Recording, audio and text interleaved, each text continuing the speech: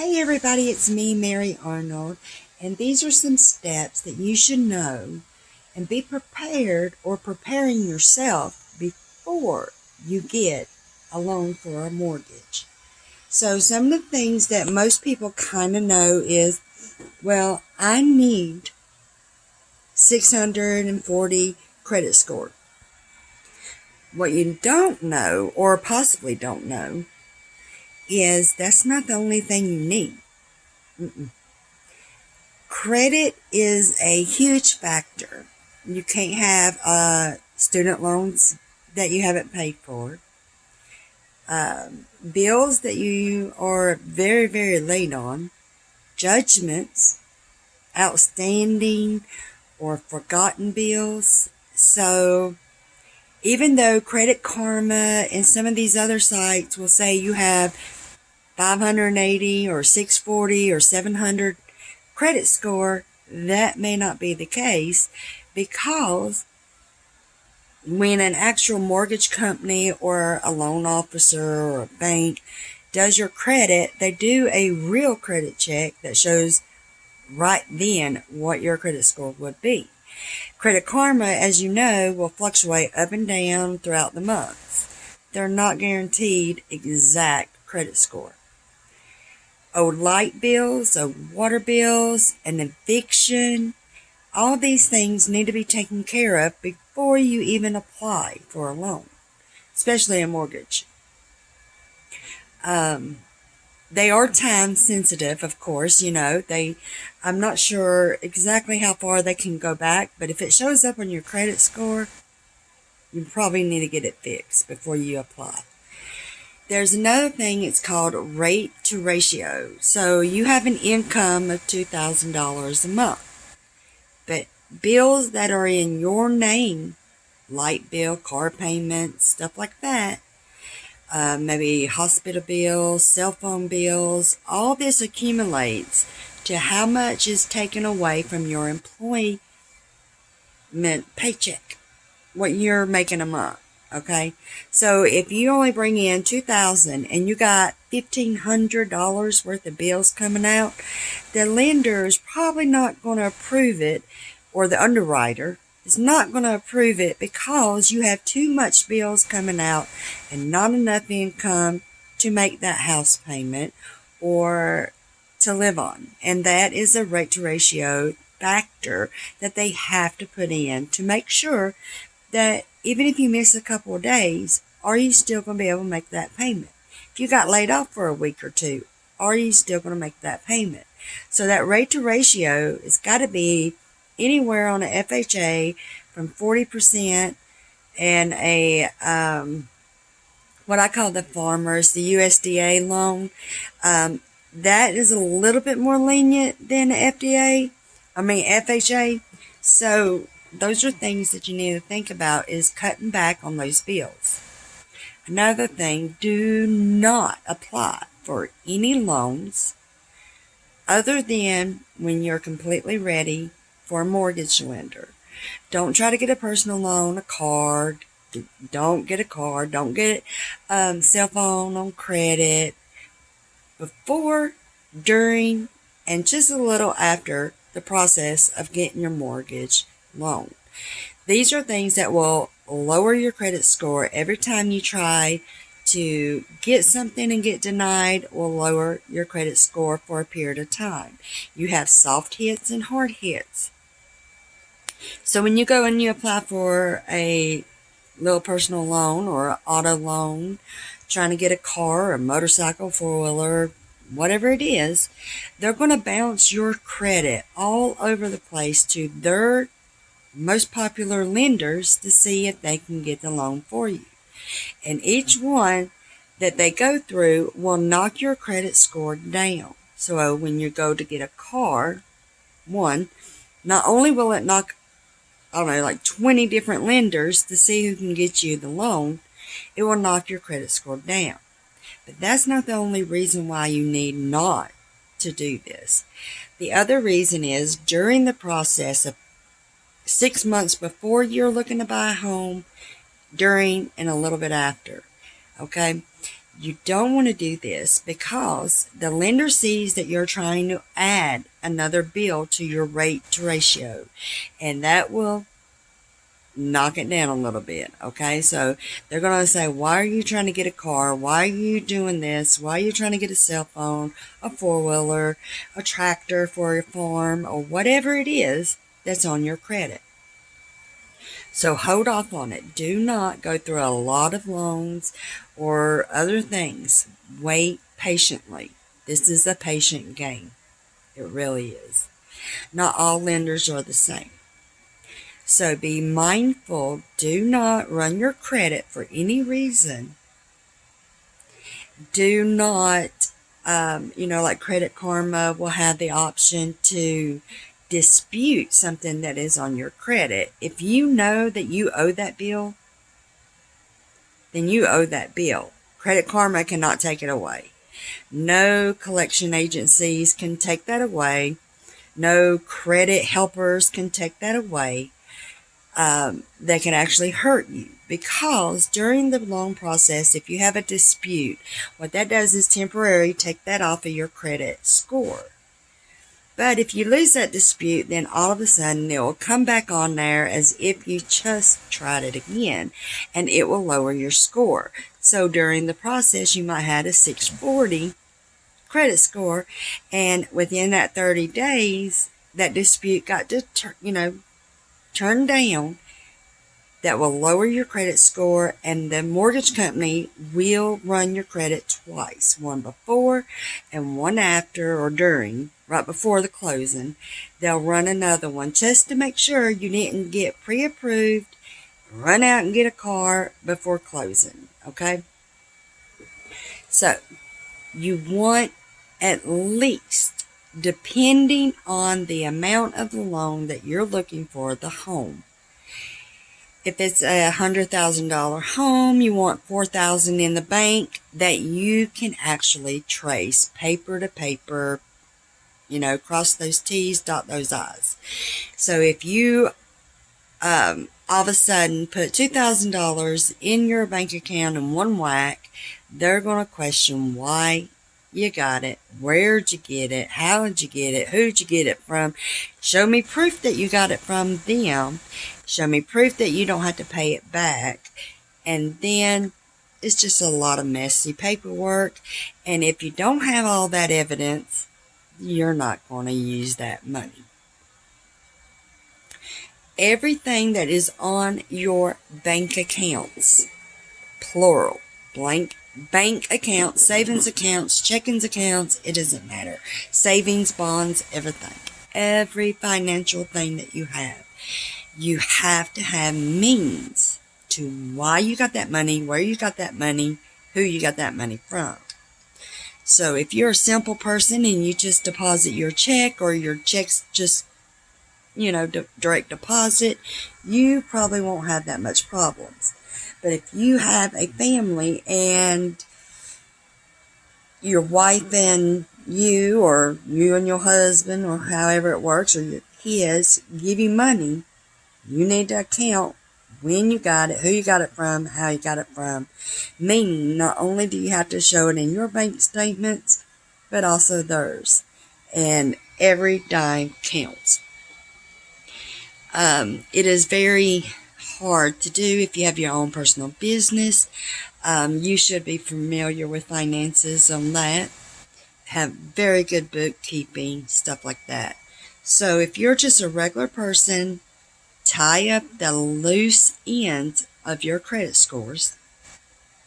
There's no easy way out. There's not a magic button that'll make it go higher. You actually got to make payments on it. Kill some of those debts out. Call some of those people. See if they will, if I pay cash now, will you, if you got like $2,000 left on your car, all you got to do is call them and see if you can do a cash buyout after you save up enough money, and they'll probably take $1,500 instead of the whole $2,000. Another thing that you want to be mindful of is you get pre-approved, which is awesome. Pre-approved means that if everything checks out, you are like 98% chance sure you're going to get the loan. But everything has to check out. So that goes to the underwriter. The underwriter will request more information, more check stubs, more bank statements. Do not change jobs during this process. Do not pick a house that is 4 or 5 hours away from your job either. That's a red flag for them. So make sure that it's something that you have already planned out, either tying up your loose ends at your property that you're staying at now, move in closer to where you're going to be working at your new job, or however you can do it, because that is a factor that they look at, and they're going to speculate that you're not going to make as much money. They're going to do all the paperwork to verify your work, your employment history, all that stuff for at least 2 solid years. Now, that 2 years can be divided up within some lenders 2 consecutive years during the time you're trying to apply for your mortgage. Now, so the last 2 years, you've had a full 2 years of work at the same job. That's what they're going to base on. The second thing is got to be a full-time job, not a temporary job, temp agency, part-time work, or under the table. This has got to be a W-2 form or a 1099, something that you have your taxes to prove every year that you made this amount of money. And then verification of the job from your boss, stuff like that. Another thing is, during that time, some lenders will take 5 years. So if you ain't got 2 years back to back, like today I'm going to start a mortgage loan, and I've only got 6 months here at this job, and a year last year at another job, and 6 months, I was on unemployment, but then I had 2 or 3 years before that. So in that 5 years, I've got those 2 years experience, plus you have to have 6 months at your current job now. So those are things that you need to look at too. Work history. And also your rental place. If you're renting or staying with family, you have to have a good positive verification from them. It cannot be documented. It cannot be forged. You have to have it from them, and the lender will request an email to verify it from your landlord. Now, I hate that process because it upsets a lot of these landlords because they don't want you to move if you're doing good. They can lie. They can say you're late, you're getting ready to get kicked out. They can be very spiteful towards you. If you have a good relationship with yours, then hopefully a good landlord will be grateful that you were there while you were there, and be happy that you decided to buy your own home and start a new journey. That is not always the case. This is real life. So be prepared for that. But you also want to make sure that during that, if you know you're going to have a spiteful landlord, make sure you have all your hard evidence that you paid on time. Have your lease agreement, have your money orders, have where you wrote a personal check. Cannot just be cash. You know what I mean? You gotta have everything when you done it, proof that you paid it in the form of a bank statement, credit cards, check cards, money orders, Western Union, Walmart to Walmart, some kind of form that says, I, Mary Arnold, paid my landlord this amount May 1st. And it was on time. And that's how they can verify it on time if you have a spiteful, uncooperative landlord. And a lot of landlords, that's like kind of in rural areas or stuff like that, they don't want to turn income in on their taxes because the loan officer will try to credit that to your credit to boost your credit up, because if you're paying on time to a landlord, it can be used as credit, good credit, as long as you're paying it on time. And a lot of landlords don't like that. So they'll fib or they'll hide or they just refuse to do it, and that is their right to do. You cannot force the landlord to fill out a form in that way. So go ahead and prepare yourself to make sure you have a copy of a good lease. Dates that you paid and how you paid must be verifiable. Bank statements, money orders, etc. Okay? Not cash. Or you're just written receipts. They will still verify it. Okay? No forgery. No sleight of the hand. It's got to be completely 100% honest. Now, we've talked about the job. We've talked about past credit history. And going into, I went ahead and I filled out the application. And now I'm waiting. I've sent in my 30 days check stubs, my last 2 bank statements, my last 2 years of W-2 forms, or this year's W-2 forms, and the closest ones to me. Now, after you do that, you wait. They're going to research your credit, fine-tooth everything that you gave them, interview, well, not interview, but that's kind of like the interview process. Your landlord, stuff like that, your boss, making sure that everything you told them is complete 100% true. Then you got what we call is the appraisal. Some of these landowners and homeowners that you're trying to buy from will overprice the home compared to the value of the home. There's a difference. Okay, and this is for loan purposes and insurance purposes that the appraisal is there. Usually about $500 to $700 is what comes out of your pocket. Okay, now we were talking about finances before you start this process. Make sure you have $3,000 or $4,000 in the bank, up to $10,000 in the bank. If it's a $100,000 loan, then you do a 3.5% of that as the closing cost. That is what you got to put down. Or then you got to where if it's $200,000, I believe it's almost $7,000, almost $8,000, that you should already have in the bank, verifiable how you got it, where you got it, and not just large amounts of money thrown into it. Because every time on your bank statement, unless it is your paycheck, anything over $500, you have to verify how you got it, who you got it from, where you got it from. So you want to make sure that your bank statement is like spot on. It doesn't matter about what is withdrawn. It matters what's put in. Okay? Now they will be looking for utility bills, car payments, stuff like that, in case you try to slide that underneath the radar. These are things that they got to know that you have and you have to pay for. And they will see that on your checking account, savings account, whatever you're using.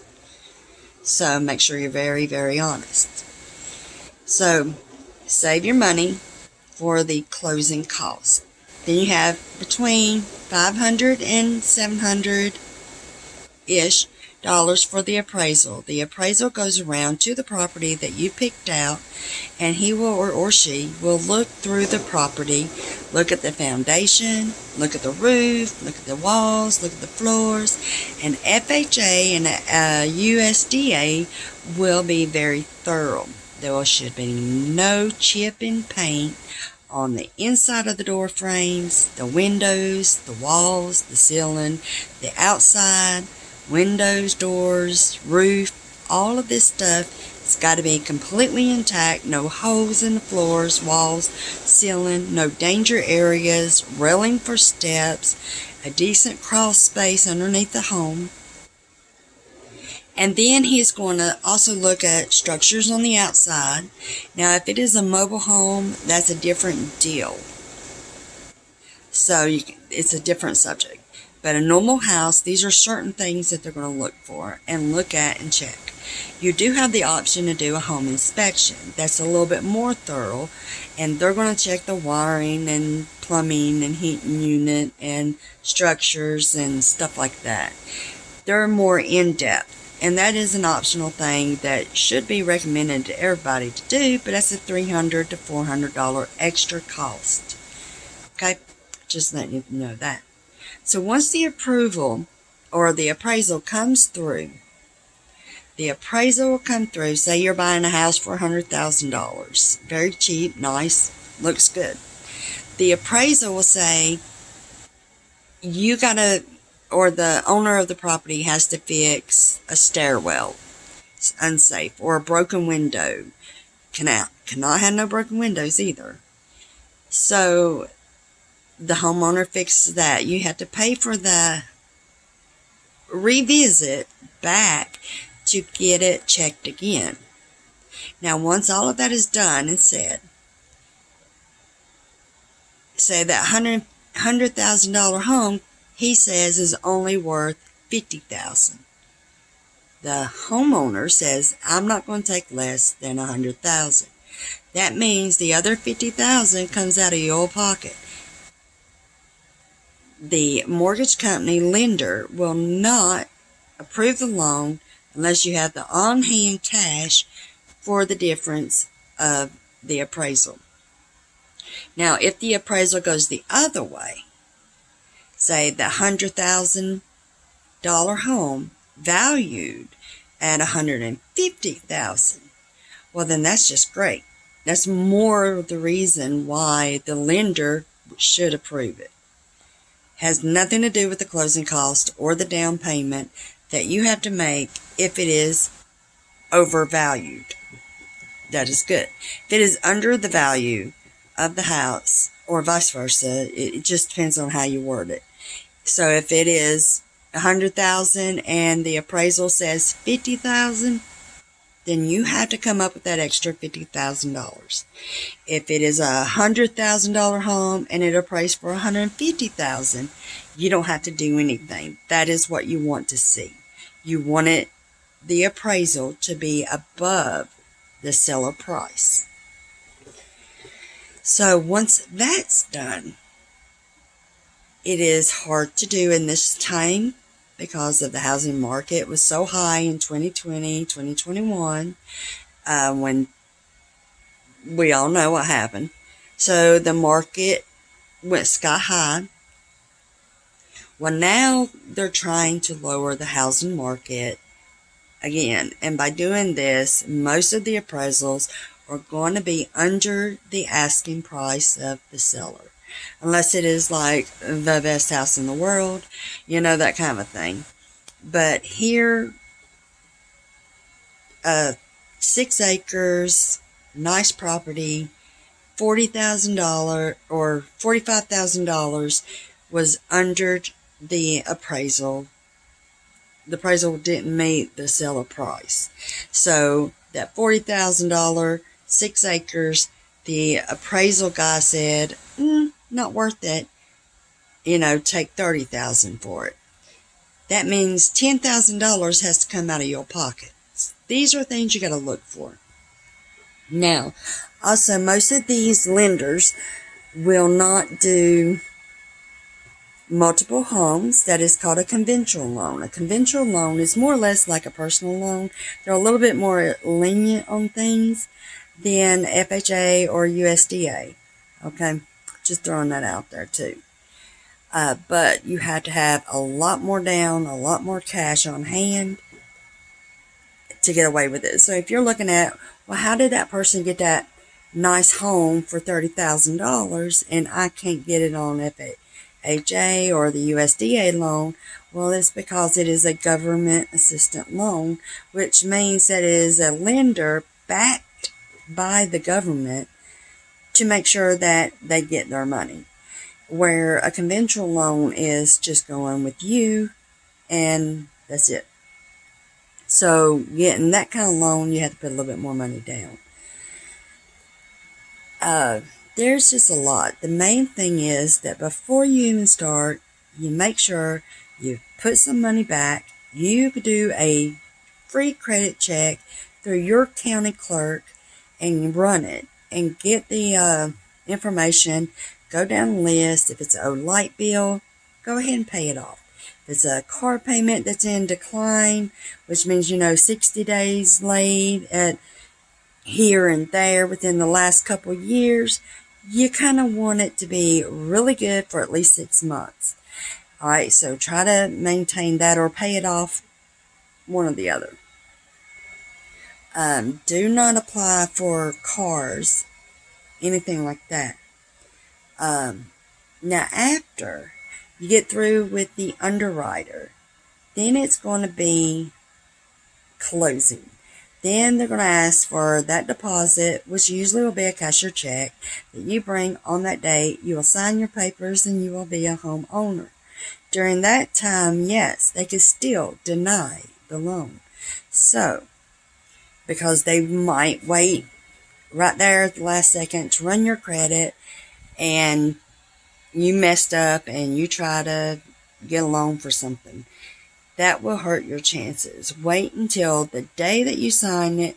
Wait about a week or so after so that the paperwork is completely done, filed, you're done.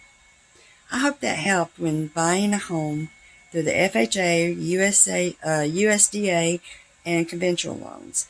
It's just a really basic thing that you should know before you're buying a home. During the process of buying a home, please make sure you know your legal terms and agreements when buying a home. This is why you use a realtor. A realtor does not cost you anything when you are buying a home. It goes to the seller. The seller has to pay the realtors on both sides. That's where the realtor gets their money most of the time. So use a realtor because they're going to do title checks. They're going to do all the legal stuff to make sure that that homeowner can't later on try to sue you to get their home back.